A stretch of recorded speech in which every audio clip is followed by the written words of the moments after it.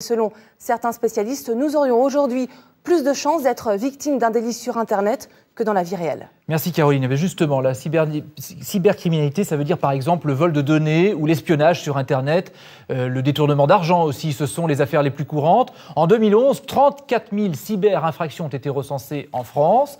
Les entreprises, les associations qui interviennent sur des questions sensibles sont confrontées à des risques et elles se prémunissent de plus en plus contre les attaques informatiques. Des sociétés se sont même créées sur ce créneau précis.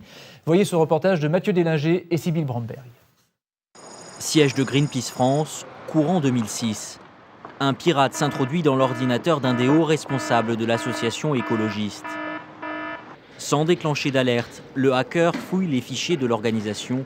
Rien n'est laissé au hasard. Il y a eu un email envoyé à une personne très ciblée, avec un virus à l'intérieur de cet email, avec du coup qui permettait d'ouvrir une porte sur cet ordinateur. Donc il y avait une démarche proactive d'aller chercher des informations. Donc c'est vraiment de l'ordre du cyberespionnage. Ouais.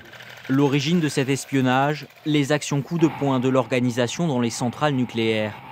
EDF est accusé d'avoir mandaté une officine privée pour en savoir plus sur la stratégie de Greenpeace.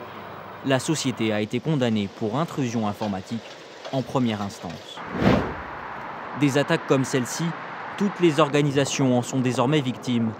Associations, PME, mais aussi de grands groupes comme Nissan, des banques, des administrations d'État et même l'Élysée a été frappé l'année dernière.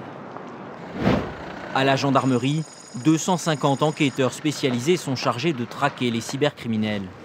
Christophe, est-ce que tu pourrais exploiter les données qui se trouvent sur cet ordinateur qu'on a eu recueillies lors de la dernière perquisition ? Cet ordinateur est une pièce à conviction essentielle. Dans son disque dur, des données qui pourraient être précieuses pour une enquête. Dernière affaire en date ici, une grande entreprise française de défense a été infiltrée. La crainte, effectivement, dans le cas présent, c'est est-ce que je n'ai pas laissé fuiter des informations relatives à mes contrats en cours? Est-ce que ça ne va pas porter atteinte dans les négociations à venir? Les enjeux sont colossaux, à tel point que le marché de la cybersécurité explose. Dans ce cabinet spécialisé, les serveurs de grandes entreprises du CAC 40 sont testés à la recherche de la moindre faille.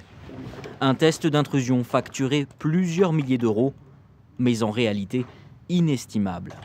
Si on n'arrive pas à corriger ou si on ne veut pas corriger les failles qui ont été découvertes lors d'un test d'intrusion, un attaquant va très bien pouvoir exploiter ces mêmes failles de sécurité, mais pour cette fois récupérer des informations qu'il pourra soit revendre, soit utiliser pour des fins personnelles.